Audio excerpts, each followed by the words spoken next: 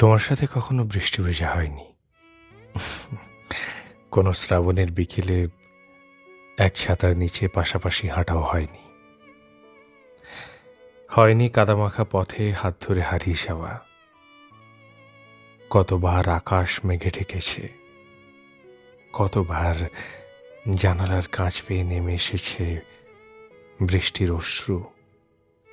তবুও তোমাকে বলা হয়নি, চলো আজ বৃষ্টিতে ভিজি। এখন যখন বৃষ্টি নামে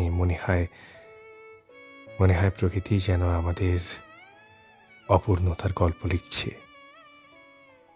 প্রতিটি ফোঁটা এসে মনে করিয়ে দেয় কিছু ইচ্ছে পৃথিবীতে জন্মায় শুধু অপূর্ণ থাকার জন্য।